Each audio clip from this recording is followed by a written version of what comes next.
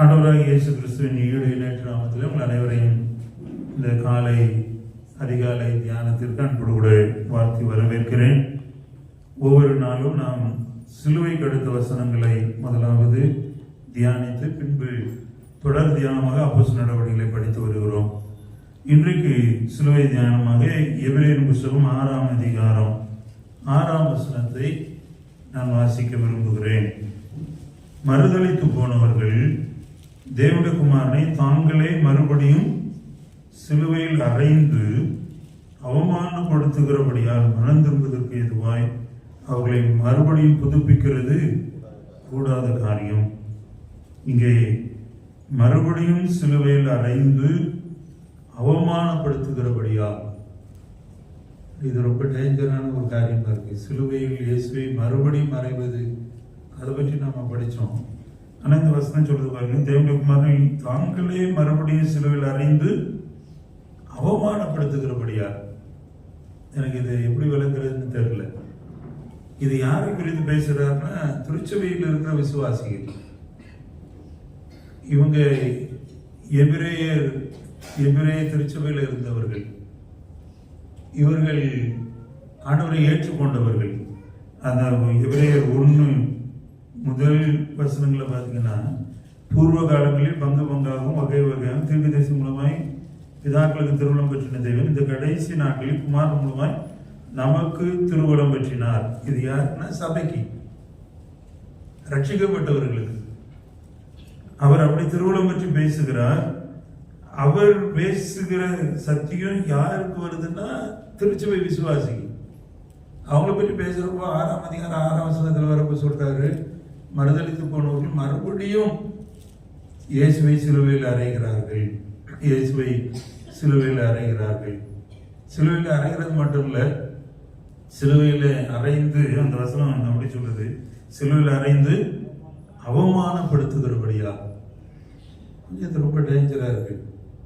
இதை நீங்க யோசித்து பாருங்க. நம்ம எத்தனை முறை ஆண்டவரை மறுபடியும் சிலுவையில் அறைஞ்சிருக்கிறோம், மறுபடியும் சிலுவையில் அரைச்சு அவமானப்படுத்துறோம்னு சொல்லி ஒரு வேத வசனத்தை அப்போஸ்தலன் ஒரு சபைக்கு எழுதுகிறார்.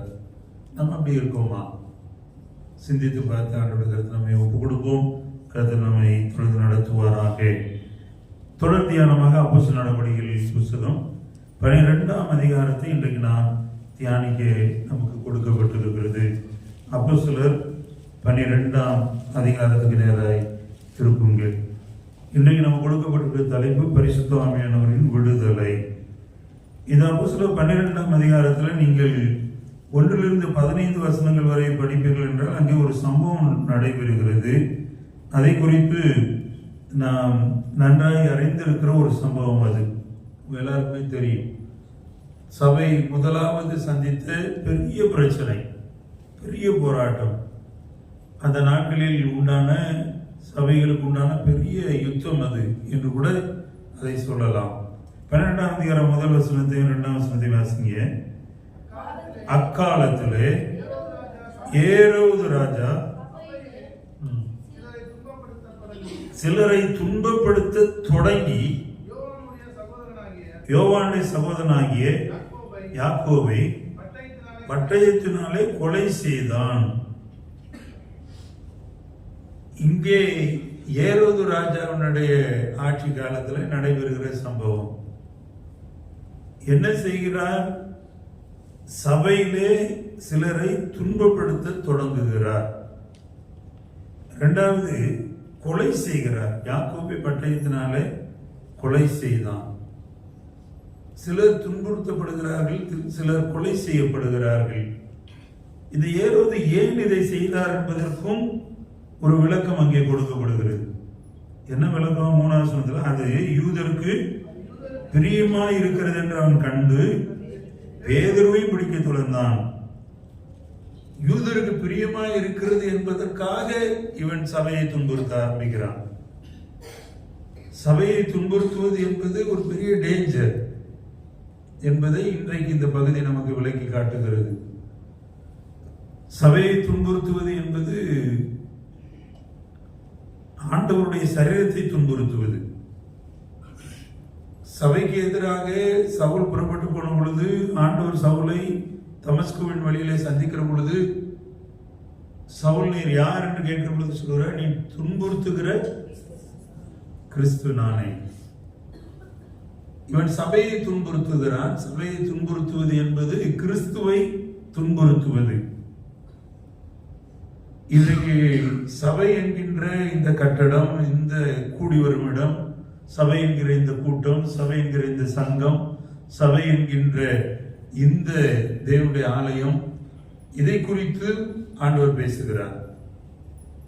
இன்னொரு விதத்தில் உங்கள் சரீரமாகிய சபை குறித்து ஆண்டவர் பேசுகிறார். உங்கள் சரீரம் தேவனுடைய சபையாய் இருக்கிறது, ஆலயமாய் இருக்கிறது. சரீரத்தை துன்புறுத்தி கொள்ளுகிற அநேகர் உண்டல்லவா, அதை குறித்தும் தேவன் எச்சரிக்கிறார். சபையை துன்புறுத்துவது, அநேக நேரங்களில் நாம் சரீரத்தை நாம் துன்புறுத்துறது ஏதோ நமக்கு அதில் ஒரு இன்பம் இருக்கிறது என்று செய்து விடுகிறோம். அது தவறு என்பதை இன்றைக்கு நாம் அறிய வேண்டும். சபையை துன்புறுத்துகிற ஏரோது, இது யூதருக்கு பிரியம் என்பதனால் இவன் செய்கிறான். ஒரு சில நேரம் சபை விசுவாசிகள் ஒரு சில காரியங்களை அடுத்தவங்களை பிரியப்படுத்துறதுக்காக நம்ம என்ன பண்ணுவோம், செய்து விடுவோம். நமக்கு தெரியும் நம்ம இதை செய்யக்கூடாது, இதை நம்ம பண்ணக்கூடாதுன்னு நல்லா தெரியும். ஆனால் யாரோ ஒருவரை இம்ப்ரெஸ் பண்ணுவதற்காக, யாரோ ஒருவரை பிரியப்படுத்துவதற்காக, யாரோ ஒருவரிடத்துல அனுதாபம் பெறுவதற்காக, யாரோ ஒருவரிடத்துல ஒரு ஆதாயம் பெறுவதற்காக நாம் செய்யக்கூடாது என்று நம் உள்ளம் சொல்லுகிறதை, நாம் செய்யக்கூடாது என்று நம் மனம் தெரிந்ததை நாம் துணிந்து செய்வோம். அது சபையை துன்பப்படுத்துவது. இப்படி நிறைய சொல்லிக்கொண்டே போகலாம். சபையை துன்பப்படுத்துவது என்பது சபை ஐக்கியத்தை விட்டு விலகுவது, சபை கூடி வருதலை சிலர் விட்டு விடுகிறது போல நாம் ஈஸியா விட்டு விடுவது, சபையில கனி தர வேண்டிய நாம் சபையில கனி கொடுக்காமல் போவது, சபையின் சம்பூர்ணத்தினாலே பூர்ணமாக வேண்டிய நாம் பூர்ணமாகாமல் போவது, சபைக்கும் நமக்கு இருக்கிற தொடர்பை நாம் நிறைய நேரம் மறந்துடுறோம். எபேசியர் 5ஆம் அதிகாரத்தை திருப்புங்களேன்.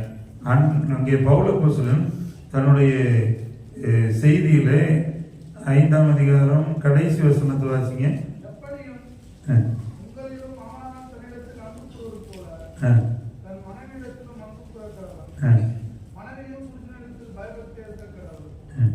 அது முந்தின வசனம், நான் கிறிஸ்துவை பற்றியும் சபையை பற்றியும் சொல்லுகிறேன். இவர் சபைன்னு எதை சொல்றாரு? ஒரு கணவன் மனைவி உறவை சொல்லுகிறார், ஒரு குடும்பத்தை சொல்லுகிறார்.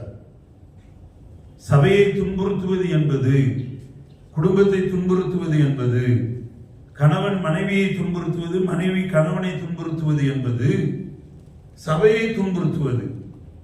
நம்ம நினைக்கிறோம் அந்த ஆள் இப்படி சொன்னா அதனால நான் அந்த ஆளுக்கு இன்னைக்கு இதை செய்கிறேன். இல்லை, அப்படி செய்வதற்கு நீங்கள் மனைவியாக அழைக்கப்படவில்லை. என் மனைவி எனக்கு இதை செய்யல அதனால இன்னைக்கு போய் ஒரு புரட்டு எடுத்துறம்பார். இல்லை, அதற்காக நீங்கள் அழைக்கப்படவில்லை. சபை என்பதை பல நிலைகளிலே நாம் புரிந்து கொள்ள வேண்டியது இருக்கிறது. ஒன்று சபை என்கின்ற சபை கூடி வரும் இடம், இன்னொன்று சபை என்கிற உங்களுடைய சரீரம், உங்களுடைய தனிப்பட்ட சரீரம். அடுத்து சொல்லுகிறார் சபை என்கின்ற உங்களுடைய குடும்பம், கணவன் மனைவி உறவு முழுவதும். இந்த 5ஆம் அதிகாரம் 21ஆம் வசனத்திலிருந்து அதுதான் பேசுறார். சபை பற்றி பேசுகிறேன் என்று சொல்லி அவர் பேசுவது கணவன் மனைவி. கணவன் எப்படி மனைவியில் அன்பு கூறணும், மனைவி எப்படி புருஷனிடத்துல பயபக்தியா இருக்கணும், எல்லாவற்றையும் பற்றி பேசுகிறார். பேசிட்டு சொல்றார், கிறிஸ்துவையும் சபையும் பற்றி சொல்லுகிறேன். ஆமென், அல்லேலூயா. அப்ப சபையை துன்புறுத்துதல் என்பது பல நிலைகளிலே நடக்கிறது என்பதை இந்த கால வேளையில ஆவியானவர் நமக்கு நினைவுபடுத்துகிறார். சபைக்கு துன்பம் உண்டான போது 4ஆம் வசனத்தை வாசிப்போம். பேதுருவை பிடித்து சிறையிலே வைத்து பஸ்கா பண்டிகை பின்பு ஜனங்களுக்கு முன்பாக அவனை வெளியே கொண்டு வரலாம் என்று எண்ணி அவனை காக்கும்படி வகுப்புக்கு 4 போர் சேவகராக ஏற்படுத்தி 4 வகுப்புகள் வசமாய் ஒப்புவித்தான். பேதுருவை பிடிச்சு ஏரோது ராஜா ஜெயில போறாரு. இது சாதாரண ஜெயில் இல்லை. நீங்க இப்பெல்லாம் நிறைய பிரதமர் வருகிற பொழுது அல்லது பெரிய பெரிய வெளிநாட்டிலிருந்தோ பெரிய தலைவர்கள் வருகிற பொழுது கேள்விப்படுவீங்க, 4 அடுக்கு காவல், இல்லை 4 அடுக்கு காவல் போடப்பட்டிருக்கு, 5 அடுக்கு காவல் என்றெல்லாம் இன்றைக்கு சொல்றாங்க. இந்த 4 அடுக்கு காவல் என்பது ஏதோ 2025 இவங்க உருவாக்குனது இல்லை. அது எப்ப இருந்திருக்குது? கிறிஸ்துவுக்கு பின்பு 50ஆம் ஆண்டுகளிலேயே இருந்திருக்கிறது. கிறிஸ்து மரித்த பொழுது அவர் 33 வயதிலே மரிக்கிறார். மரித்த பொழுது அங்கே கல்லறைக்கு 4 அடுக்கு காவல் போடப்பட்டது. இப்ப பேதுருவை சிறைச்சாலையில அடைக்கிறார்கள். 4 அடுக்கு காவல்ல கொண்டு போய் போடுறாங்க. ஒரு கடினமான கொடூரமான சிறை அனுபவத்துக்குள்ளே பேதுரு கொண்டு போகப்படுகிறார். ஏரோதை செய்தது யூதரை பிரியப்படுத்துவதற்காக என்று தெளிவாய் வசனம் சொல்லுகிறது. இவர் பஸ்காவுக்கு அப்புறம் கொண்டு வரலாம் என்று, பஸ்கா பண்டிகைக்கு பின்பு ஜனங்களுக்கு முன்பாக கொண்டு வரலாம்னு நினைக்கிறார். பஸ்கா பண்டிகையோட இவர் உள்ள இருந்துட்டா பிரச்சனை இருக்காது. இது ஒரு விதமான பாலிடிக்ஸ். இதை ஏரோது செய்கிறார். 5ஆம் வசனத்துல பாத்தீங்கன்னா, அப்படியே பேதுரு சிறைச்சாலை காக்கப்பட்டிருக்கையில் சபையார் அவனுக்காக தேவனை நோக்கி ஊக்கத்தோடு ஜெபம் பண்ணினார்கள்.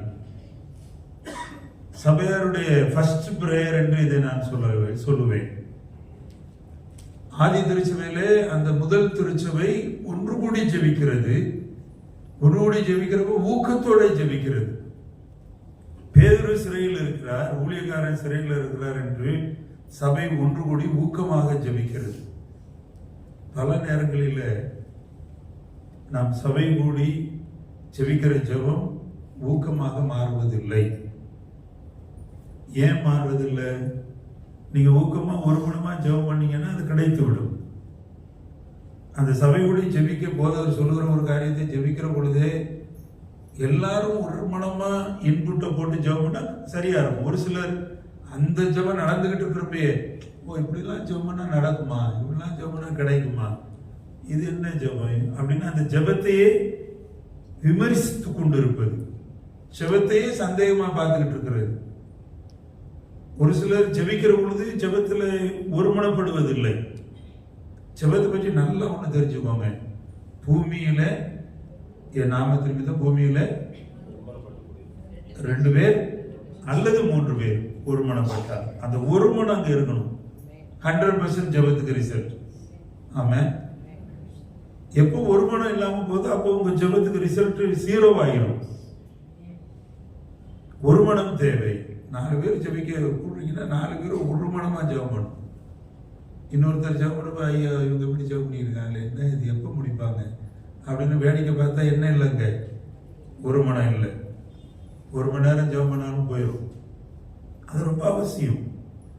ஜெபத்தை குறித்து நாம் தெரிந்து கொள்ள வேண்டிய நிறைய காரியங்கள் இது ஒன்று.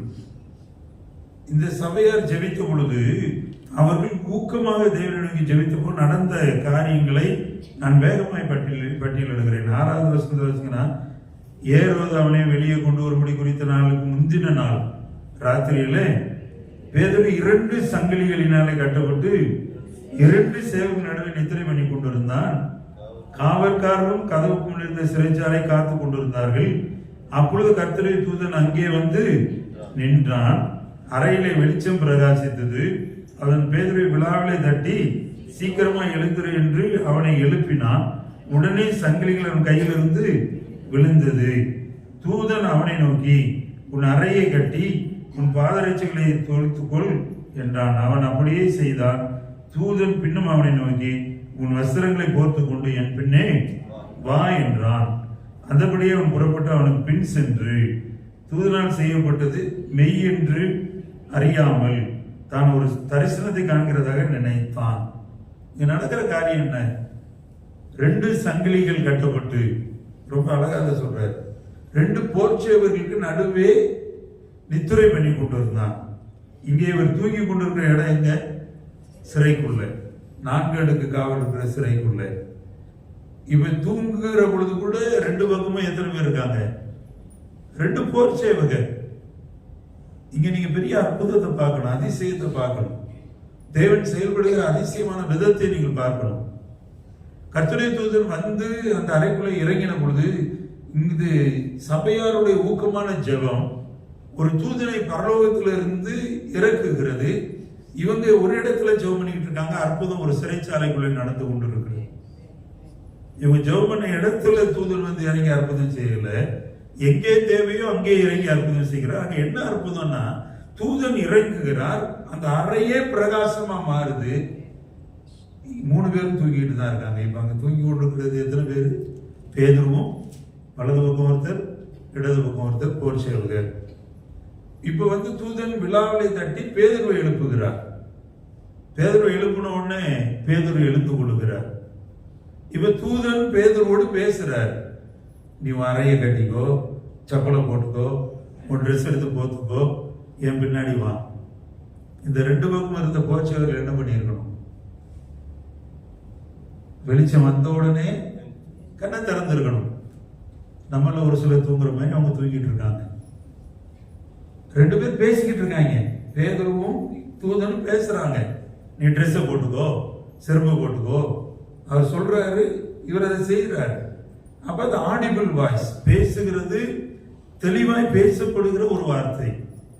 இவங்க பேச்சு சத்தம் கேட்குது. அப்பவும் அந்த 2 சேவகர் என்ன பண்ணிட்டு இருக்காங்க? Deep sleep. இப்ப வெளியே கூப்பிட்டு வர்றாரு. வெளியே கூப்பிட்டு வருகிற பொழுது பெரிய பெரிய அற்புதமான காரியங்கள் நடக்கிறது. 10ஆம் சொல்றாங்க, 1ஆம் காவலையும் 2ஆம் காவலையும் நகத்துக்கு போற இரும்பு கதவண்டையில வந்தபோது என்னவா? Automatic door. இன்னைக்கு நீங்க பெரிய மால்களுக்கு போனீங்கன்னா அங்க இருக்கு ஆட்டோமேட்டிக் டோர். அதை பார்த்து ஐயோ பாரு, டெக்னாலஜி எவ்வளவு வளர்ந்துருச்சு. ஒரு மண்ணும் வளரல. இது கிறிஸ்துவுக்கு பின்பு 30ஆம் 40ஆம் 50ஆம் ஆண்டுகளில ஜெயிலுக்குள்ள ஆண்டவர் செய்து காட்டின காரியம். நம்ம ஹல்லேலூயா. மிஷின்லாம் மாட்டல, கதவு தானா திறக்கிறது. ஆமென். ஒரே ஒரு ஊக்கமான ஜெபம். இதுக்கு என்ன காரணம்னா சபையாருடைய ஊக்கமான ஜெபம். அப்ப நீங்க ஊக்கமாக ஒன்றிணைந்து ஜெபிக்கிற பொழுது தேவன் பெரிய காரியங்களை செய்கிறார். ஆமென். ஹல்லேலூயா. விடுதலை கொடுக்கிறார். இதை தொடர்ந்து நீங்க, நான் வேகமாய் ஒரு சம்பவத்தை சொல்லுவது போல் சொல்லிவிடுகிறேன். இதை தொடர்ந்து வெளியே வந்து அவனை ஒரு வீதி நடுக நடந்து போனார்கள். உடனே தூதன் அவனை விட்டு போய்விட்டான்.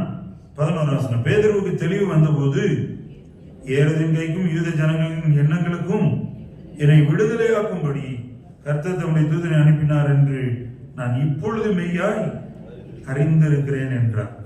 அதுவரைக்கும் பேதுருவுக்கு என்ன நடக்குதுன்னு தெரியல. நீங்க என்ன நடக்குது, என்ன சம்பவிக்கிறது தெரியாமலே இருக்கிற பொழுது தேவன் உங்களுக்கு அற்புதங்களை செய்து விடுவார். ஆமென். அதிசயங்களை செய்து விடுவார். ஊக்கமான ஜெபம், ஊக்கமான ஜெபம். யாக்கோபு நிருபத்தில் சொல்றாரு, ஒரு வியாதிப்பட்டால் சபையின் மூப்பர்களை அழைத்து செவிக்க கடவுள். அவர்கள் அவனுக்கு எண்ணெய் பூசி செவிக்கிற பொழுது ஊக்கமான ஜெபம் பிணியாளியை ரட்சிக்கும்.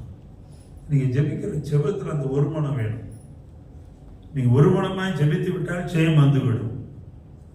உங்க ஜெபத்துக்கு வெற்றிக்கு ஒரு மனதை உண்டாக்குங்க. அதான் நான் எப்படி சொல்லுவேன்னா, கணவன் மனைவி, ஆண்டவர் அப்படித்தான் சொல்றாரு, 2 பேர். அடுத்து ஒரு பிள்ளை பிறந்தா 3வது பிள்ளை. இந்த 3 பேர் ஒருமனப்பட முடியும். ஒரு வீட்டுக்குள்ள இருக்கிற ஒரு 2-3 பேர் ஒருமனப்பட முடியும். நீ ஒருமனப்பட்டு ஜெபித்து விட்டா இரும்பு கதவு தானாய் திறக்கும். ஆமென். நீங்க ஒன்றும் அறியாமல் இருக்கிற பொழுது அற்புதம் தானாய் நடக்கும். சிறைச்சாலைக்குள்ள 2 சேவர் நடுவில் படுத்து தூங்கிட்டு இருந்தாரு பேதுரு. கையில 2 கையிலையும் சங்கிலி. அப்படி தூங்கி கொண்டது திடீர்னு பார்க்கிறாரு, வீதியில நடந்து போய் நகரத்துக்கு வெளியிலே வந்து விட்டார். நகரத்தின் வீதியிலே தெருவிலே வந்து விட்டார். இப்பதான் அவருக்கு தெரியுது, ஆக நம்ம கண்டது தரிசனம் இல்ல, மெய் என்று அறிந்தான். அறிந்து நேரம் எங்க போறாருன்னா, பேதுரு அதை நிச்சயித்துக் கொண்டு மார்க்கு என்னும் பெயர் கொண்ட யோவானுடைய தாய் மரியாள் வீட்டுக்கு வந்தான். அங்கே அநேகர் கூடி ஜெபம் பண்ணி கொண்டிருந்தார்கள். இது ஜெபத்தின் அடுத்த ஸ்டெப். ஊக்கமாக சபையார் ஜெபித்தாங்க. எப்போ? பேதுரு சிறைச்சாலையில போடப்பட்ட போது. சிறைச்சாலையில எப்போ பிடிச்சு போட்டிருப்பாரு? ஒரு ரஃபா ஏறாவது பிடிச்சு போட்டது ஒரு ஈவினிங்கா இருக்கணும் வைங்க. இப்போ பேதுரு சிறைச்சாலையிலிருந்து வெளியே வருவது நடு இரவா இருக்கலாம் அல்லது விடியற் காலமாக இருக்கலாம். டைம்லாம் இங்க சொல்லப்படலை. தூங்கி கொண்டு இருந்தார், நித்திரை பண்ணி கொண்டு இருந்தார் என்று சொல்லப்படுகிறதுனால நல்லா தூக்கம் வர டைம் நடு இரவா இருக்கலாம். அவன் நடு இரவுல ஒரு அற்புதம் நடக்கு. இப்ப அற்புதத்தை அனுபவித்த பேதுரு வந்து வீட்டில் நிற்கிறார். அப்ப சபையார் என்ன பண்ணிக்கிட்டு இருக்காங்க? அந்த வசனம் சொல்லுது பாருங்க, என்ன சொல்லுது? அநேகர் கூடி ஜெபம் பண்ணி கொண்டிருந்தார்கள். ஒரு காரியம் நிறைவேறும் வரை ஜெபிக்கணும். ஒரு காரியத்தை நீங்கள் பெற்றுக்கொள்ளும் வரை ஜெபிக்கணும். ஒரு மனதோடு ஜெபிக்கணும். அடுத்து அந்த காரியம் நிறைவேறும் வரை ஜெபிக்க வேண்டும். நான் நிறைய விசுவாசிகளை பார்த்துருக்கேன். ஐயா, நான் 3-4 வருஷமா ஜெபம் பண்றேயா, எனக்கு குழந்தை பாக்கியமே இல்லை, என் பிள்ளைக்கு குழந்தையே கிடைக்கல, இனிமேல் நான் ஜெபம் பண்ண மாட்டேன், விட்டேன். அவர் தந்தா தரட்டும், தரா கட்டி போகட்டும், இப்படி சொல்றவங்க இங்க உண்டு. நான் ஜெபம் பண்றதே விட்டேன், ஏதோ பெருமையா சொல்றது இல்லை. நீ பெற்றுக்கொள்ளும் வரை ஜெபிக்க வேண்டும். நம்ம ஜெபிக்கிறதுல சோர்ந்து போகக்கூடாது, ஜெபிக்கிறது நீங்கள் தோண்டு விடக்கூடாது. இவன் அங்கே வந்து சேரும் பொழுது பார்க்கிறான், சபையார் கூடி ஜெபம் பண்ணி கொண்டிருந்தார்கள். ஜெபம் பண்ணி கொண்டிருந்தார். பேதுரு வந்து வாச கதவை தட்டின பொழுது ஒரு குழந்தை வந்து திறக்கிறா. அவ திறக்கல, ஓடுறா, ஓடிட்டு வரா. அந்த சமூக வீட்டில் படிங்க. பேதுரு உள்ளே வந்த உடனே பேதுருவுக்காக ஒரு தரிசனம் அங்கே வருகிறது. அந்த தரிசனத்தை குறித்து பேதுருவிடத்துல இருந்தவங்களாம் சொல்றாங்க, வேண்டாம், நீங்க தொடர்ந்து பயணிக்க வேண்டாம் என்றெல்லாம் சொல்றாங்க. ஆனா பேதுரு தொடர்ந்து தைரியமாக இந்த ஊழியங்களை செய்கிறதை நாம் பார்க்க முடியும். தைரியமாய் போய் தேவனை குறித்து அறிவிக்கிறார், சொல்ல ஆரம்பிக்கிறார். 17ஆம் வசனத்தை வாசிங்களேன்.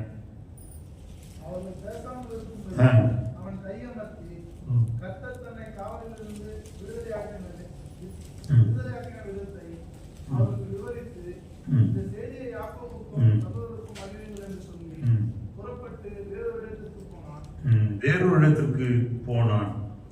இப்போ சுவிசேஷம் அறிவிக்கக்கூடாதுன்னு தடை வந்தாலும் சுவிசேஷம் அறிவிக்கப்படுகிறது. கடைசியாய் பேதுரு போன பிறகு ஏரோது அந்த பஸ்கா பண்டிகை நாளிலே வந்து நின்று பிரசங்கம் பண்ணுகிறானாம். பிரசங்கம் பண்றது வேற டிபார்ட்மெண்ட். ஏரோது ராஜா. ராஜா தான் வேலையை விட்டுட்டு அடுத்த வேலையில வந்து செயல்படுகிறான். அதை வாசிக்கிறேன், நீங்க வாசிங்க. 21ஆம் வசனம். குறித்த நாளிலே ஏரோது ராஜவஸ்திரம் தரித்துக் கொண்டு சிங்காசனத்தின் மேல் அமர்ந்து அவர்களுக்கு பிரசங்கம் பண்ணினானாம். பிரசங்கம் பண்ண போது ஜனங்கள் இது மனுஷ சத்தம் இல்ல, தேவனுடைய சத்தம் என்று ஆர்ப்பரித்தார்கள். பாருங்க, இவன் பிரசங்கம் பண்ண அழைக்கப்பட்ட ஆள் இல்லை, இவன் ராஜா. அது பிரசங்கம் பண்ணுவது இவனுக்கு அடுத்த காரியம் இல்லை. இயேசுவின் உயிர்த்தெழுதலின் செய்தியை அப்போஸ்தலர்கள் சீஷர்கள் அறிவித்துக் கொண்டிருக்கிறார்கள். இவன் அதுக்கு எதிராக செயல்படுகிறான். இவன் வந்து பிரசங்கம் பண்ணானாம். வஸ்திரம் தரித்து உட்கார்ந்து இவன் பிரசங்கம் பண்ண பொழுது ஜனங்கள் என்ன சொல்றாங்க, இது மனுஷ சத்தம் இல்ல, தேவ சத்தம். பாருங்க, அப்படி ஒரு சில காரியங்கள் நடந்துவிடும். அது இல்லாததை இருக்கிற மாதிரி சொல்லிவிடுவது. அப்ப என்ன நடக்கும்? 23ஆம் வசனம். அவன் தேவனுக்கு மகிமை செலுத்தாதபடியினாலே கர்த்தருடைய தூதனை அவனை அடித்தான், அவன் புழுத்து இறந்தான். ஒரே செகண்ட்ல மேட்டர் முடிஞ்சு போச்சு. ஏரோது ஒரு ஊழியக்காரனுக்கு எதிராக எழும்பினதினால் உண்டான தண்டனை, பேதுருவை தூக்கி சிறையிலே அடைத்ததினால் அல்லது தேவ திட்டத்திற்கு இடையூறாய் இருந்ததினால், தான் செய்யக்கூடாத ஒன்றை அவன் செய்ததினால் இவன் பிரசங்கம் பண்ணியிருக்க கூடாது. பேதுருவை கூப்பிட்டுருக்கணும், அப்போஸ்தலரை கூப்பிட்டு பேச சொல்லியிருக்கணும். அப்படி பண்டிகையில நிறைவேற்ற விரும்பி இருந்தார். செய்யக்கூடாத செய்த பொழுது, தேவனுக்கு மகிமை செலுத்தப்படாத போது தேவன் தண்டித்தார். அன்புக்குரியவர்களே, நம்ம வாழ்விலும் எத்தனை நேரம் நாம் தேவனை மகிமைப்படுத்துகிறவர்களாக இருந்திருக்கோம், தேவனை மறுதளித்தவர்களாக இருந்திருக்கோம். யோசித்து பாருங்க. ஆண்டவர் நம்மைக்கு ஆசீர்வாதத்தை தந்திருக்கிறாரு, அதை சரியாய் பயன்படுத்தி இருக்கிறோமா? யோசித்து பாருங்க. கண்களை மூடுவோம். தகப்பனே, இந்த காலை வேளையில் எங்களோடு இடைபடுகிற உடைய வார்த்தைகளுக்கு நன்றி சொல்கிறோம். இந்த வார்த்தைகளின்படி எங்களுடைய வாழ்நாளில் நாங்கள் பரிசுத்த ஆவியானவரால் நடத்தப்பட எங்களை அர்ப்பணிக்கிறோம். விடுதலை எங்கள் வாழ்க்கையில் காணப்படட்டும். கர்த்தர்களை ஜெயமாய் நடத்துகிறதை நாங்கள் அறிந்து, ஒருவேளை துன்புறுத்தப்படுகிற சூழலில், சங்கிலிகளால் கட்டப்படுகிற சூழலில், போற்றியவர்கள் நடுவில் படுத்துகிற சூழலில் எங்களை விடுவித்து அற்புதம் செய்கிற உங்களுடைய வல்லமையை நாங்கள் பறைசாற்ற எங்களுக்கு கிருபைதார். அதை அனுபவிக்க உதவி செய்யும். இயேசுவின் நல்ல நாமத்தில் ஜெபிக்கிறோம் பிதாவே. ஆமென்.